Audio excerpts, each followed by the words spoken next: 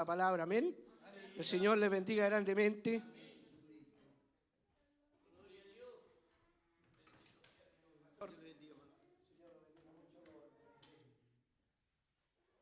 Siendo su asiento, vamos. Bendito Dios. Me dice el hermano usted si estamos transmitiendo porque tengo avisos que entregar. Entonces, lo vamos a tener que hacer después. ¿Cierto? Estamos en vivo, así que son avisos que vamos a dar después del culto, pero que también es importante que la gente de Chillán sepa. Porque hay gente de Chillán, hay hermanos de Chillán que nos visitan en nuestro Face y por ahí pueden interesarse en participar con nosotros en alguna actividad. Lo que sí le adelanto, y a nuestros amigos también que pueden estar con nosotros, o van a estar con nosotros, que mañana lunes a las 8:30 de la noche nos vamos a reunir en la Plaza de Armas a hacer una oración. Las mamás con los niños se quedan en casa. Solamente vamos, la gente adulta, bien abrigaditos, porque el frío, hermano, está ahí. Entonces no vamos a arriesgar al aire libre a los niños pequeños y a los bebés. Las mamás se quedan en las casitas y nosotros los más grandes vamos a estar con nuestro hermano Patricio, nuestro hermano Alberto. Y ya después les voy a contar la historia de qué se trata la oración, hermanos amados. Pero sí agenda y tenemos ya un plan de trabajo hasta el 3 de julio que nos va a acompañar nuestro Dios a esta tarea, hermanos, pastoral y evangelística. Así que después entonces del mensaje vamos a estar dando nuestros avisos. Le damos la bienvenida a todo aquel que esté con nosotros. Dejen sus comentarios, sus saludos. Y le damos también la bienvenida a aquellos que van a estar más tarde también reunidos a través de nuestras redes sociales. Especialmente a nuestros hermanos de Argentina, que cuando ellos terminan el culto en Roca, algunos de ellos, casi la mayoría, llega a sus casas y comienza a ver lo que pasó acá. Porque estamos casi al mismo tiempo, de una hora de diferencia, pero ellos ya están congregados. A esta hora ya están reunidos en el Templo Adonai, donde nos visita un pastor amigo de la ciudad de Chillán, de Roca. Bien, vamos a la palabra del Señor. Vamos a ir de inmediato entonces a Filipenses, capítulo 4.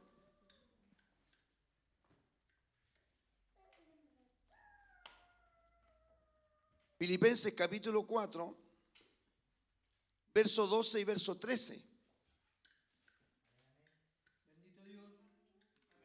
Estamos en Doña Francisca 3, reunidos en este domingo 12 y nos preparamos para el domingo 26 de junio. Avisamos con tiempo. Estaremos con una jornada doble. Desde las 4 de la tarde tendremos la visita de dos pastores de Santiago de Chile que nos ministrarán la preciosa palabra del Señor. Así que medio banquete que nos vamos a dar el domingo 26.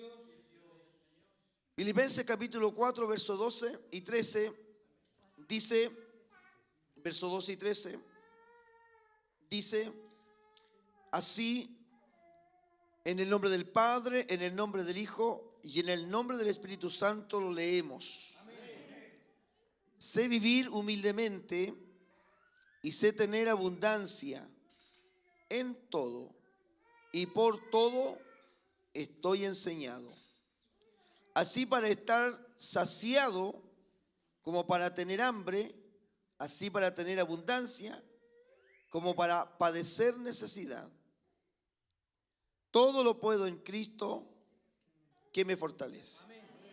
Amén. Reciba su asiento, por favor. ¿Qué texto más? A ver, es un texto que nosotros repetimos, es un texto que evocamos, es un texto, hermanos, que le conocemos, que siempre, cada vez que lo mencionamos, es con el fin de fortalecer nuestra fe en Cristo. Es un texto de ánimo. Todo lo puedo en Cristo que me fortalece, lo decimos, es para animarnos o autoanimarnos en los momentos de dificultades, de necesidades. La iglesia de Filipo, una iglesia hermosísima, una iglesia generosa, una iglesia dadivosa. Yo siempre le he dicho a ustedes, hermanos, no todas las iglesias son iguales, ni todos los terrenos son iguales. No es así. Pareciese para algún hermano de alguna iglesia que todos los terrenos son iguales, que todas las iglesias son iguales, que todos los sectores donde se predica el evangelio es igual, que toda la gente recibe el evangelio de la misma manera. No es así. Hay lugares donde prácticamente no se puede predicar el evangelio. Hay otros lugares, hermanos, en que la gente es indiferente. Hay otros lugares en que la gente lo recibe, hermanos, de buena manera. Hay gente que es más receptiva. Hay otros, hermanos, que la verdad su corazón se ha endurecido. Hoy Chile es un país que está cambiando mucho. Y el panorama para los predicadores es muy distinto que hace 10 años atrás como mínimo. Hoy día, hermanos, nuestro país en todo aspecto y en todo ámbito está cambiando, no para bien, no para bien. Y nosotros que predicamos en las calles, nosotros que hacemos evangelismo, nosotros que predicamos en las redes sociales, nos damos cuenta de eso. El que no sale a pescar no tiene idea, hermano, de la mar. Pero los que estamos, hermanos, metidos en el trabajo, en el negocio del reino, sí nos damos cuenta de la situación. Está difícil. Igual que el comerciante que dice, que opina, uno no puede contradecir al comerciante, él conoce el terreno en que se maneja. Entonces, pero vamos a la palabra de nuestro Dios. El tema se llama el todo lo puedo. Hoy veremos cómo se desarrolla el todo lo puedo sin Cristo y el todo lo puedo en Cristo. Podemos observar las diferencias y sus resultados por medio de las siguientes comparaciones. La primera comparación es el todo lo puedo sin Cristo, sin Dios. Hermanos, vemos en la palabra del Señor ya al comienzo de los primeros vestigios de los albores de una civilización. El libro de Génesis es el libro que a nosotros nos revela uno de los primeros reinos que se establecieron en la tierra. Y ese reino es el reino que levantó, originó este gran líder llamado Nimrod. Dice que fue el primer reino establecido, el primer reino organizado. No es fácil, cualquiera que sea el tiempo o la edad, hayan sido 4.000 años atrás, hayan sido 5.000 años atrás. Debe ser más difícil, porque en aquel entonces no habían reglas para establecer diplomacias, como hoy día existen las famosas, ¿no es cierto?, acuerdos diplomáticos, de cancillería, están las organizaciones internacionales, que se respeten o no se respeten, pero hay acuerdos, hay firma, hay tratado, hay convenio. En aquella época no existía esa forma, no habían esas formalidades de organización. Así que me imagino que la cosa era mucho más brutal. ¿Ah? Era mucho más sangrienta establecer pueblos, naciones, bajo, ¿no es cierto?, bajo ciertos parámetros bastante salvajes, por decirlo de esta manera.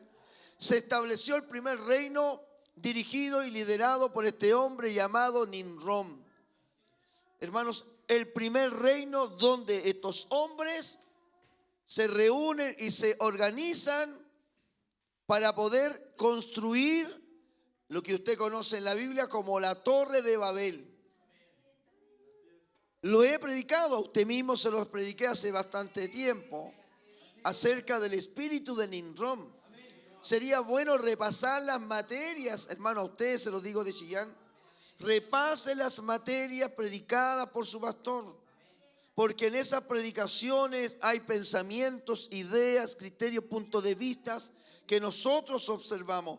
La Torre de Babel de Génesis es la primera signo, es el primer signo de una sociedad que desestima completamente la participación de Dios.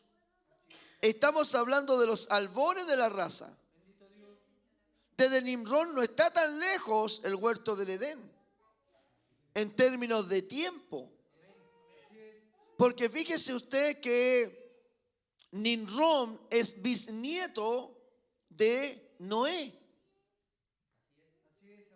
No estamos tan distantes. Hoy nosotros del 2022, después de Cristo, seguramente que estamos bastantes miles de años de diferencia de la historia del huerto del Edén. Pero ellos, la raza de este tiempo, no estaba tan distante de lo que había acontecido con Adán y Eva. Venían saliendo también de un gran diluvio, porque en los capítulos anteriores vino el tremendo diluvio, un juicio de Dios al mundo. Y esta gente venían de toda esa generación de Noé.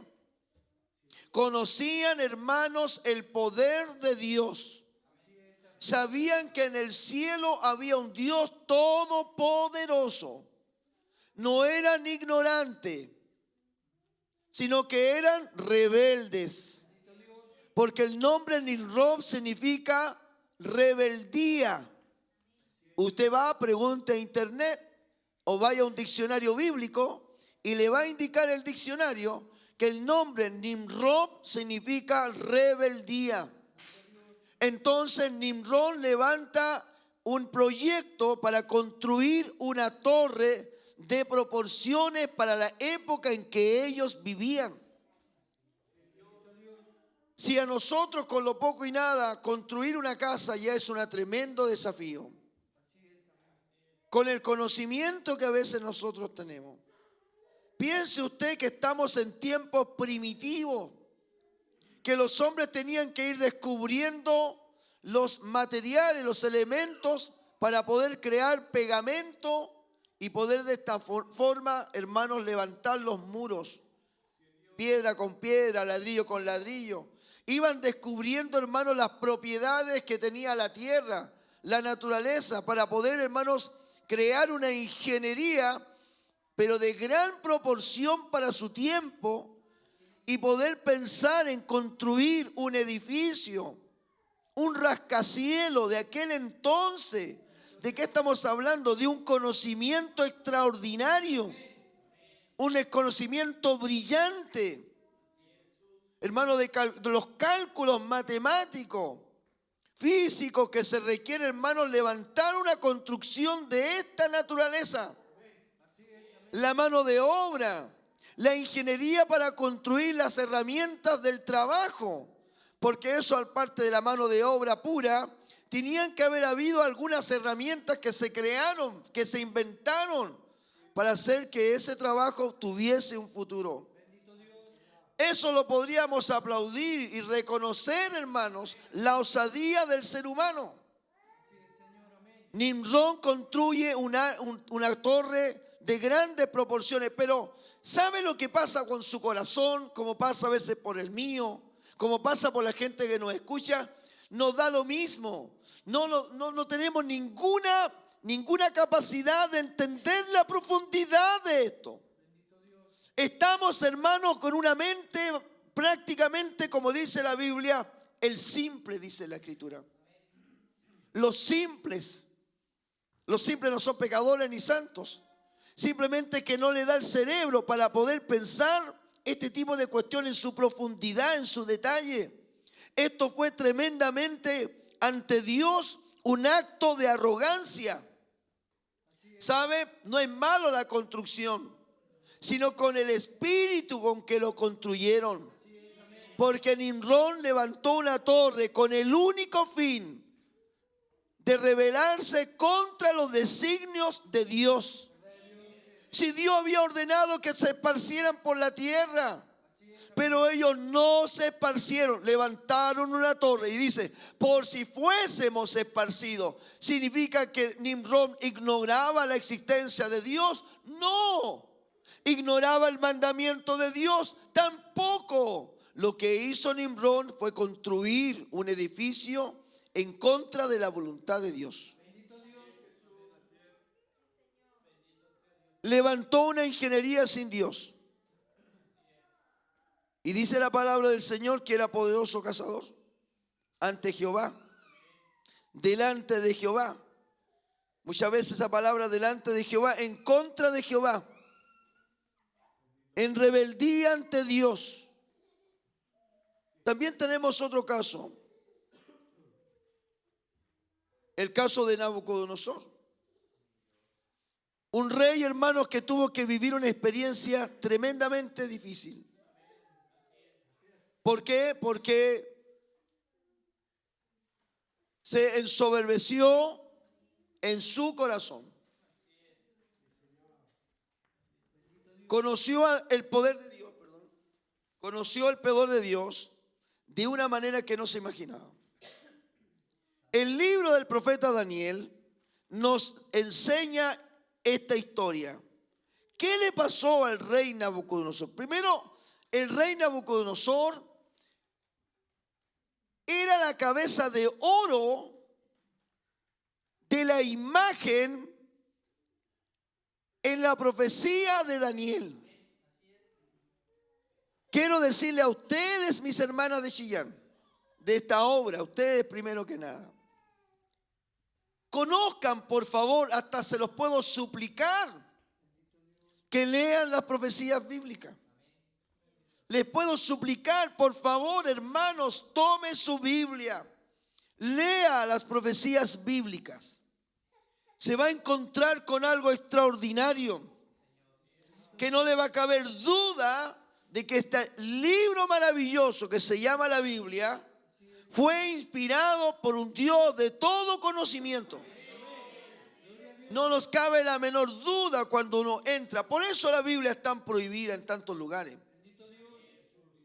El libro de Daniel menciona esta triste historia que terminó finalmente para el bien de Nabucodonosor, pero mírelo por lo que pasó.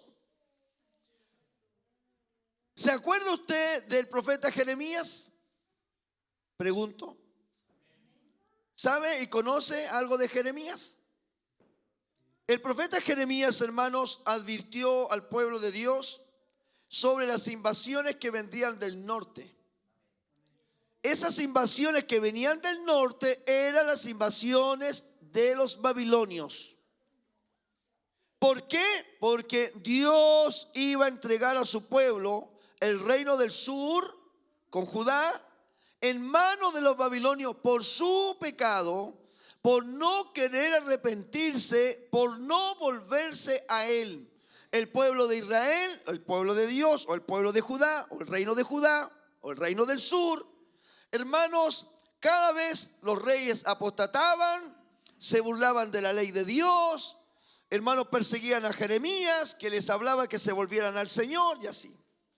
El tema de que Dios permitió como instrumento de juicio a los babilónicos para que invadieran el reino del sur. Es Nabucodonosor que ataca en 3 oportunidades el reino del sur, destruyendo Jerusalén y destruyendo el templo de Jehová que había sido construido por Salomón.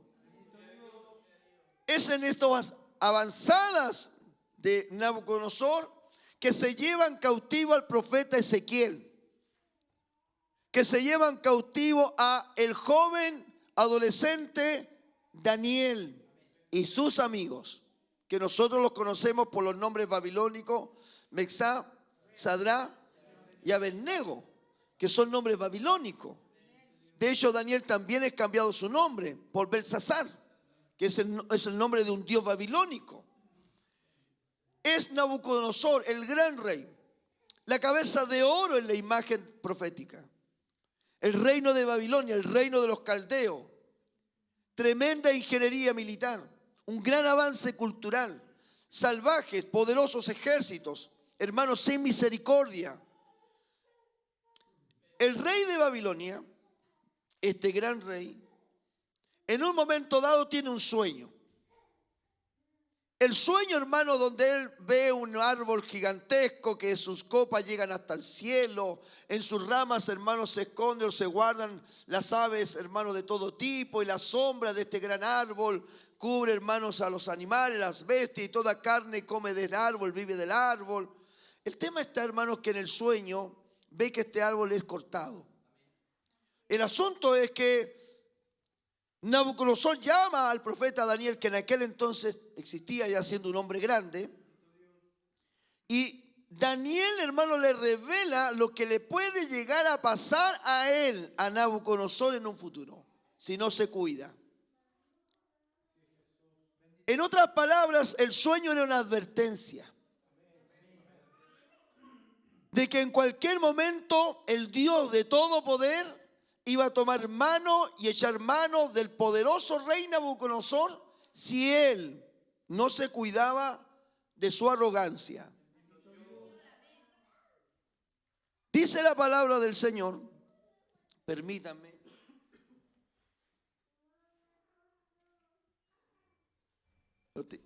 El evangelio, el libro de Daniel. Le voy a leer una partecita de lo que a él le sucedió.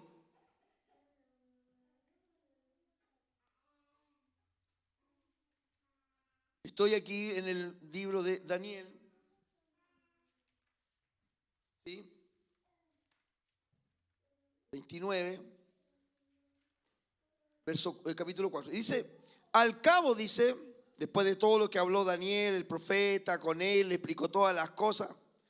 Dice, al cabo de 12 meses, paseando en el palacio real de Babilonia, estamos hablando del rey Nabucodonosor, habló el rey y dijo, mire usted la palabra del rey.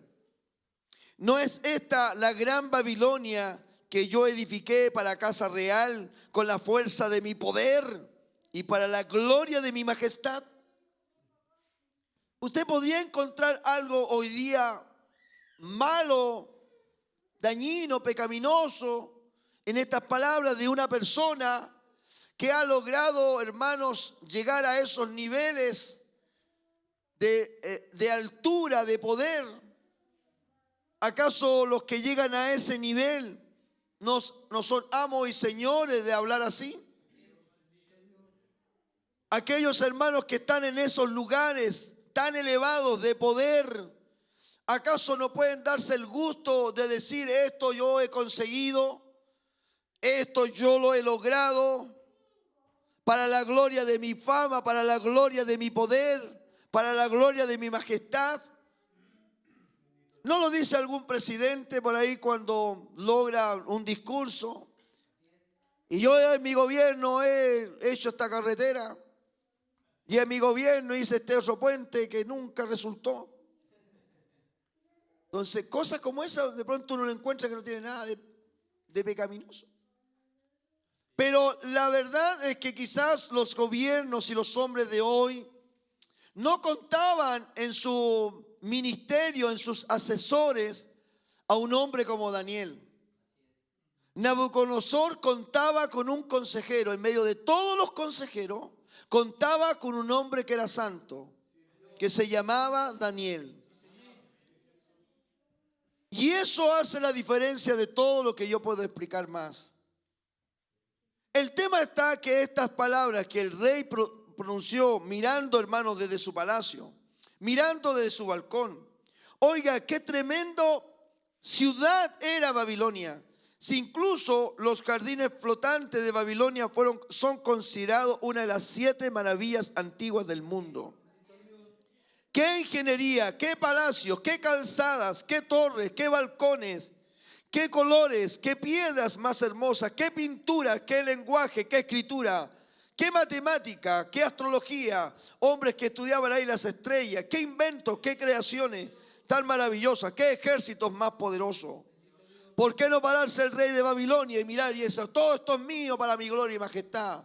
Mi espada ha conquistado reinos, mi ejército han conquistado ciudades y pueblos. ¿Por qué no podría decirlo? Su espada estaba ensangrentada de tantos enemigos. Pero eso que dijo, hermanos, que nos parecería muy normal a mucha gente hoy día hablar así, le costó al rey de Babilonia lo siguiente. Aún estaba la palabra en la boca del rey cuando vino una voz del cielo.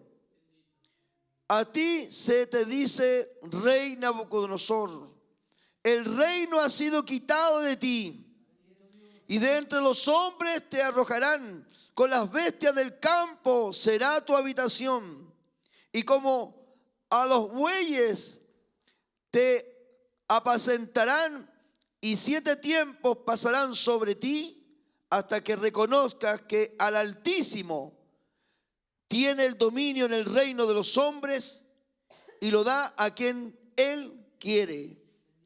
En la misma hora se cumplió la palabra sobre Nabucodonosor y fue echado de entre los hombres y comía hierba como los bueyes y su cuerpo se mojaba con el rocío del cielo hasta que su pelo creció como plumas de águila y sus uñas como las de las aves. Inmediatamente, hermanos, ¿qué nos enseñan estas lecciones? Una cosa en la vida es lograr éxitos, alcances, metas, vidas, proyectos, planes, sueños sin Dios. Y la otra será, hermanos, en Cristo. Hermanos, cuando la sociedad como Nimrod se levantó a construir un proyecto a nivel mundial, hermanos, terminó siendo confundida porque construyeron una torre en la cual Dios no participaba. Ese es el destino, hermanos, que va a tener siempre la humanidad. Quizás, hermanos, usted mismo ve hoy día que hay una torre que no es como la de Babilonia en términos materiales, pero hay una torre de Babel que este mundo ha levantado en contra, hermano, y con arrogancia contra Dios. El hombre se jacta de conocer otros planetas. El hombre se jacta de conocer otros universos. El hombre se jacta, hermano, de enviar satélites a Marte, a la Luna. El hombre se jacta, hermano, de muchas cosas que está consiguiendo. La ciencia está creando vida nueva. Está experimentando, hermanos, con las células humanas para crear nuevos seres diferentes a nosotros. El hombre se ha levantado como un pequeño Dios para gobernar y controlar esta humanidad. ¿Sabe? Vamos a terminar, como decimos en Argentina, en el horno. Porque es toda la historia de la humanidad. La gente, hermanos, si se da cuenta, cada vez que se han levantado a construir un mundo sin Dios, terminamos finalmente en un tremendo fracaso. Pero no aprendemos porque la humanidad ridiculiza a Dios. Como Nimrod dice, no te necesito, no es necesario que tú participes de mi torre. Nosotros podemos estar solos sin ti. Y Dios terminó confundiendo sus idiomas, su lenguaje, creando una gran confusión en aquel entonces. Nabucodonosor dijo, todo esto es mío para mi gloria, yo lo alcancé. Terminó comiendo pasto como los bueyes, porque no consideró a Dios. Y eso fue el error de Nabucodonosor. Dios le advirtió tal asunto. Hermanos, aunque sean reinos impíos, Dios permitió a Nabucodonosor ser un instrumento de juicio sobre su pueblo. Por lo tanto, debe entenderse que quien permitió tal cosa fue Dios. Y todo está en las manos de Dios. Y Dios no necesita un ejército de millones de soldados y guerreros con espada para destruir un reino. Solamente Él con su pura voz puede, hermanos, destruir una nación completa. Un rey, hermanos, terminó comiendo como los bueyes en el campo. Nadie pudo evitar los designios de Dios. No hubo ejército que defendiera al rey. No hubieron asesores que defendieran al rey. No hubo, hermanos, ningún tipo de fuerza terrenal que pudiera impedir que aquello no le sucediera. Dios no necesita 1 millón, hermanos, de hombres para hacer lo que tiene que hacer. Nadie podría acercarse a Nabucodonosor, más Dios desde los cielos habló y ordenó y terminó comiendo pasto. Porque así termina mucha gente. Y así están terminando muchas personas, amigos. Están yendo a un fracaso. Mi amigo, es tiempo de que comiences a recapitular en tu corazón. Comienza a decir en este día: estoy así porque nunca he considerado a Dios en mi vida. Estoy de fracaso en fracaso porque nunca he permitido que Dios intervenga, interceda en mis proyectos. Gente famosa, hermanos, que ha alcanzado todo, fama, dinero, terminan, hermanos, quitándose la vida en la tina de un baño. Artistas famosos llenos de drogas, llenos de dinero, de plata, de millones, podridos, hermanos, en los bancos, las cuentas, millones y millones, con aviones particulares propios. Viajan por todo el mundo en sus propios aviones, pero, hermanos, en su intimidad vacíos, en su intimidad sin nada, en su intimidad, hermanos, lleno de vino, lleno de copa, lleno de cerveza, lleno de droga, porque sus almas están vacías. Porque deben entender ustedes que nosotros, los seres humanos, no fuimos creados para estar lejos de Dios. Nosotros fuimos creados para estar en comunión con Dios. ¿Lo pueden entender ustedes?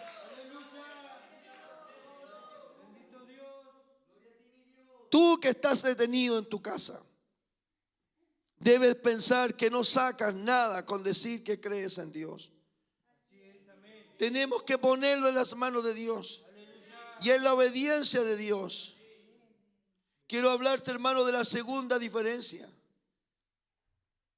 la segunda comparación. Hemos hablado del todo lo puedo sin Dios, y tú sabes en qué termina todo, en qué acaba todo, y siempre va a ser así. Se han levantado imperios, reinos poderosos, que alguien piensa: ¿quién va a destruir este imperio? Y a los años uno ve, hermanos, cómo terminan los imperios.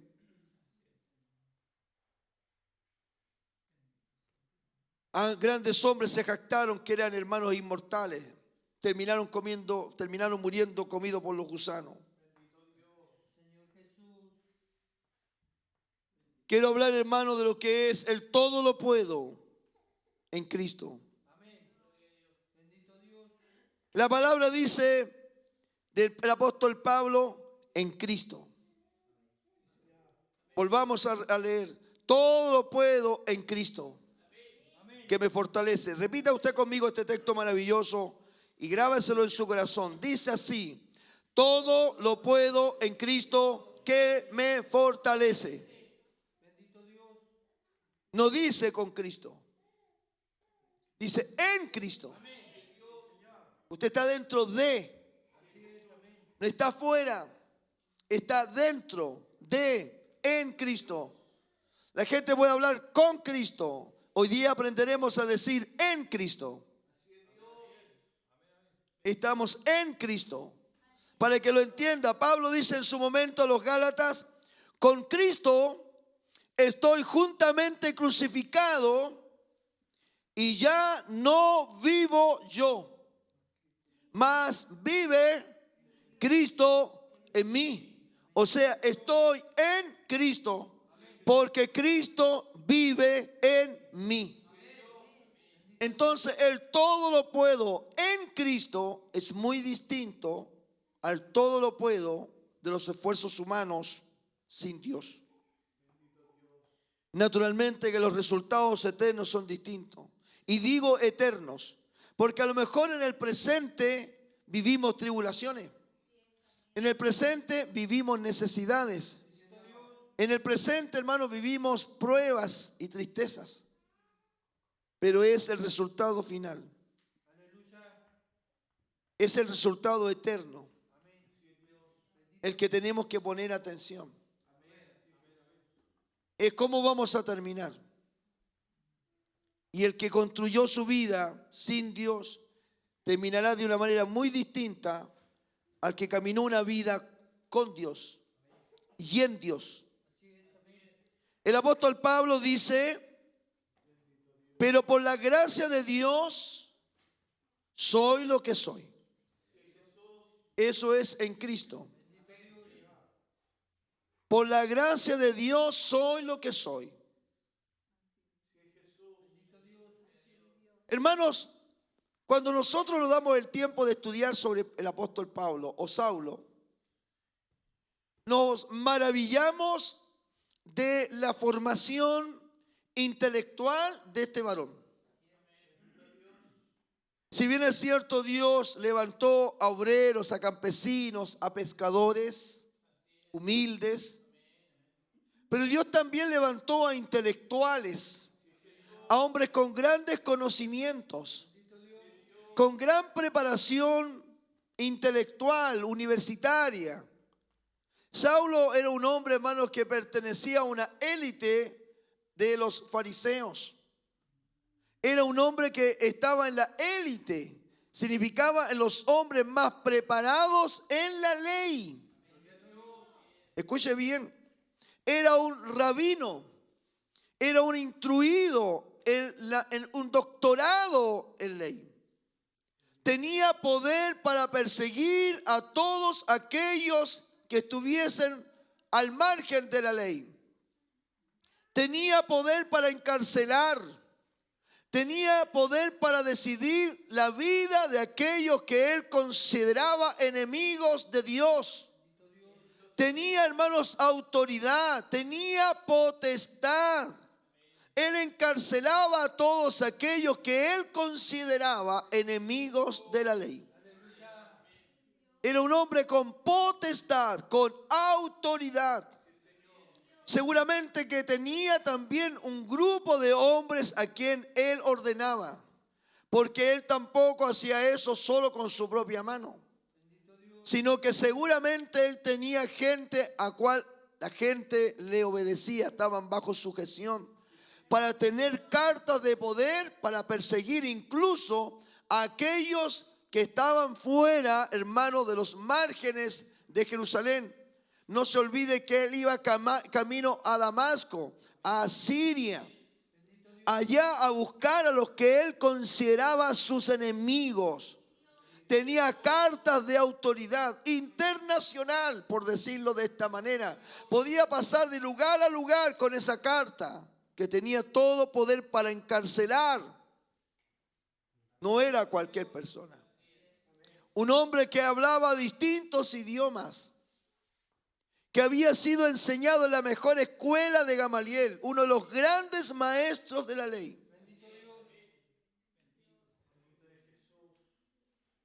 Él podría, hermanos, en un momento haber dicho: yo soy el tal Saulo, el más poderoso, el más elocuente, y de hecho lo era.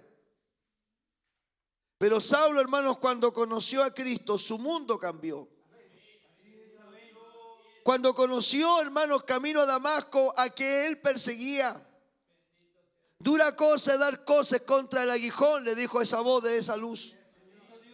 Ese día quedó ciego, hasta que vinieron y lo ungieron, y escamas cayeron de sus ojos, y fue lleno del poder de Dios. Ese día su vida cambió y entendió que aquel que perseguía nunca podría algún día encarcelarlo, porque ya Cristo estaba liberado de la muerte y del infierno. Ahora el Señor Jesucristo estaba ahí en el trono de su Padre. La gracia de Dios, el poder de Dios. Saulo se dio cuenta que era imposible luchar contra una fuerza de esta naturaleza, y descubrió que aquel que él perseguía, aquel que él consideraba un farsante, un mentiroso, digno de muerte, de cruz, ahora se daba cuenta que era su Salvador de su alma. Y por eso, hermanos, en este capítulo, qué lindo, hermanos, que los pastores, que evangelistas, que personas como nosotros, que vamos al frente de la obra, podamos decir como Saulo o como Pablo en este caso, de esta manera: pero por la gracia de Dios soy lo que soy. Qué bueno sería que todos nosotros dijéramos de la misma manera, porque una vida es sin Dios y una vida es en Dios, donde nosotros reconocemos que todos nuestros logros, grandes o pequeños que tengamos, hermano, hacemos merecedor y hacemos partícipe de nuestros logros al Dios de todo poder.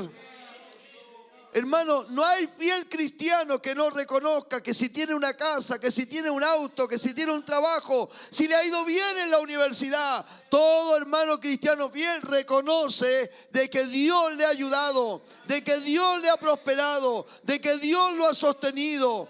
Toda persona que sale de un hospital y aunque haya sido operado por manos humanas, aunque hayan intervenido los médicos, ese fiel cristiano reconoce que aún así esos médicos actuaron guiados por Dios y la gloria y la honra es al Señor. Y uno dice, gracias te doy, Señor, porque los médicos que me atendieron me ayudaron y hoy día estoy sano. Todo fiel cristiano reconoce que en su vida entera no puede dejar fuera a Dios. Y aún todavía, aún así en nuestra agonía de nuestra muerte, y aún cuando nos morimos, menos cuando nos morimos dejaremos fuera a Dios. Todo lo contrario, en nuestra agonía, más que nunca nos tomaremos de la mano de Dios. Si hay conciencia en nuestra mente, más que nunca nos tomaremos de la mano del Señor. Bendito sea Dios. Se da cuenta cuán maravilloso es vivir en Cristo. Cuán maravilloso es tener esa confianza y esa fe de que no estamos solos. Hermano, el que está en Cristo reconoce que somos polvo. El que está en Cristo reconoce que somos gusanos. El que está en Cristo reconoce que somos criaturas débiles y finitas. El que está en Cristo sabe que su tiempo es breve. Pero el que no está en Cristo muchas veces piensa que siempre va a vivir, cuando a veces la muerte lo espera a la vuelta de la esquina. El que está en Cristo, hermanos, sabe, respira, hermanos, y se da cuenta que cada día que tiene es porque Dios se lo ha dado. El que está en Cristo, el todo lo puedo. Nosotros podemos decir, todo lo puedo, amén, todo lo podemos, amén. Pero todo lo podemos en Cristo, que Él es el que nos fortalece. Si cantamos es para Él. Si decimos amén es para su palabra. Si damos aplauso de honra, lo confesamos con nuestros labios y decimos gloria sea el nombre de nuestro Dios. Estamos levantando una obra en Chillán y tiene que ser en Cristo. Entonces la cosa cambia. Porque una cosa es levantar una obra sin Dios, sin Cristo. Porque va a ser una obra con logros solamente humanos. Aquí no digo, hermanos, que nosotros estamos cruzados de brazos y dejamos que Dios haga todo. No. A nosotros sabemos por su palabra que nos toca una porción, nos toca una parte. Pero sabemos, hermanos, que el crecimiento lo da el Señor. El crecimiento lo da el Señor. Porque estamos en Cristo. El Señor dice, yo soy la vid, vosotros los pámpanos. El que permanece en mí y yo en él, este lleva mucho fruto. Porque separados de mí, nada podéis hacer. Por eso nosotros estamos en Cristo. Estamos metidos, hermanos, en su savia. Bebemos de ella. Nos nutrimos de su savia gloriosa, de su Espíritu Santo. Sin Cristo, hermanos, nos marchitamos. Sin Cristo nos secamos. Pero en Cristo revivimos.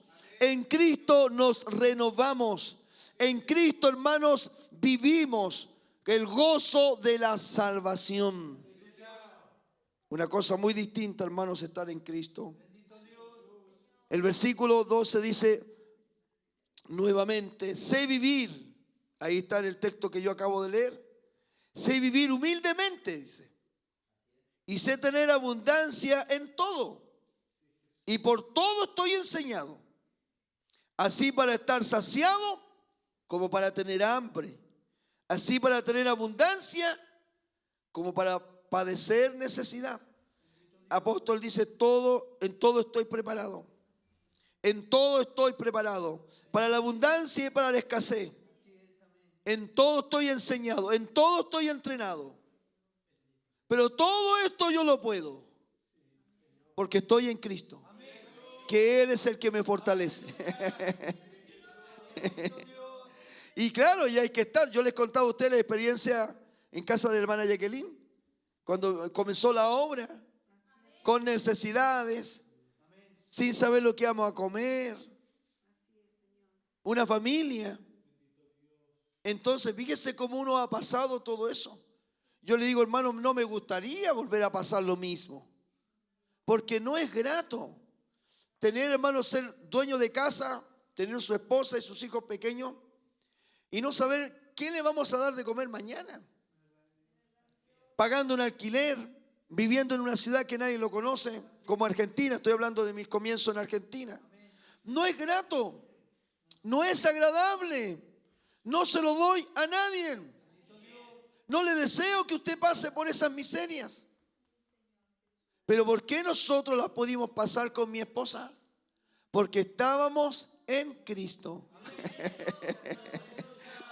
¡Ah, gloria a Dios! ¡Aleluya! Y eso le va a pasar a ustedes, y eso le va a pasar a usted. La tribulación que uno no busca, no espera, llega, a veces golpea la puerta de nuestra casa. Pero cuando está usted en Cristo, hermano, es muy distinto que pasar los problemas sin Dios. Imagínense los problemas en la casa sin Dios. Imagínense los problemas en el matrimonio sin Dios. Imagínense las situaciones con los hijos sin Dios. Los problemas laborales sin Dios. Que quede sin trabajo y llegue a su casa para decirle a su mujer, me echaron. Y en su casa no está Dios. Qué difícil. Pero cuando vienen, hermanos, los problemas y las enfermedades, cuando llega la esposa o llega el hijo, llega el marido y le dice, vengo del médico y el médico me ha dicho que tengo esta enfermedad. ¿Qué pasa en el corazón de aquel que no tiene Dios? Qué desesperanza, qué agonía, qué angustia, qué oscuridad le espera. Qué desconcierto. Pero cuando alguien está en Dios, uno, hermano, descansa en la esperanza del milagro. ¿Qué le dice la familia? No te preocupes, confiemos en el Señor, oraremos. Dios tiene siempre la salida, Dios tiene el control, Dios tiene la última palabra, porque estamos en Cristo. ¿Cuánto podemos dar la gloria a nuestro Dios? Párese de pie para que despierte. Gloria a Dios, gloria a Dios, gloria a Dios, gloria a Dios para siempre. Amén, Señor. El apóstol Pablo dice, antes en todas estas cosas somos más que vencedores por medio de aquel que nos amó. El todo lo puedo del mundo sin Dios es un todo lo puedo en que la gloria y honra por las metas logradas exime, ignora completamente el reconocimiento o la participación de un Dios que ayuda, que guía, que sostiene, que prospera y da la vida. Sin Cristo es la glorificación del ser humano. Dice el hombre que no tiene a Cristo, este pechito se lo ganó.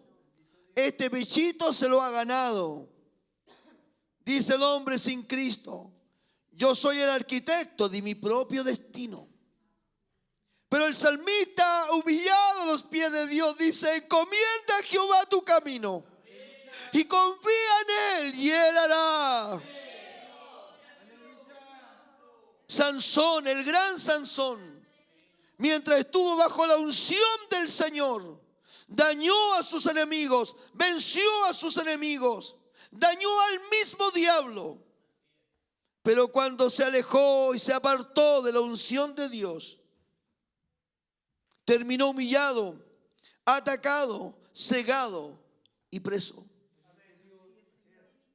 Porque una cosa es estar en Cristo y otra es sin Cristo. El diablo te hace pedazos.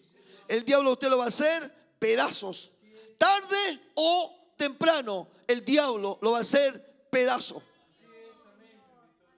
Como Pedro, hermanos, que trabajó toda la noche tratando de poder llenar sus redes de peces.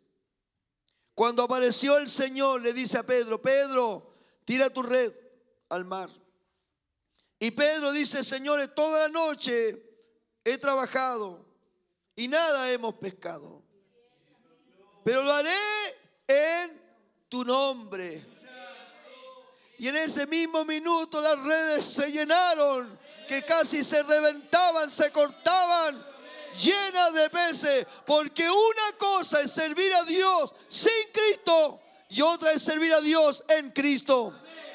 Hay muchas personas que en la iglesia están caminando por caminar sin Dios. Están cantando por cantar sin Dios. Y otra cosa es cantar en Cristo. Y otra cosa es caminar en el Evangelio en Cristo. Son muy distintos los resultados. Alabado sea el nombre del Señor en esta tarde. Esperamos que esta palabra a usted la haya alcanzado, querida alma. Esperamos que este mensaje llegue a su hogar, a su casa, a su dormitorio, a su vida personal. Es tiempo de tomar decisiones en Cristo. Deje de mirar para los costados, ponga su esperanza en el Señor. Usted se está llenando de miedo, de cobardía. Muchos no quieren dar un paso porque tienen temor en fracasar nuevamente. Pero en Cristo hay victoria. Porque todo lo puedo en Cristo, que Él me fortalece. Cariño para todos y bendiciones de acá, de Chillán, de Doña Francisca 3, de la sede social. Le enviamos y los invitamos a nuestros cultos de enseñanza. Esto es una obra pequeña, pero estamos levantando la iglesia en Cristo. Por eso las exigencias aquí son altas. Sincero con su propia alma y ama su alma, usted va a decir amén. Si esto me significa salvar mi alma preciosa y eterna, vamos. Y si usted dice: pastor, me cuesta convertirme, me cuesta esto otro, me cuesta orar, me cuesta ayunar, me cuesta aquí, tenga esta palabra en su corazón: todo lo puedo en Cristo, que Él me fortalece. Y no le va a costar orar, no le va a costar ayunar, no le va a costar servir, no le va a costar consagrarse, no le va a costar. Porque estar sin Cristo, todo es difícil. Todo le cuesta a la gente. Le cuesta congregarse, le cuesta consagrarse, le cuesta convertirse. Pero el que está en Cristo, todo lo puede. Porque el mismo Señor lo fortalece. Cariño para todos. Bendiciones.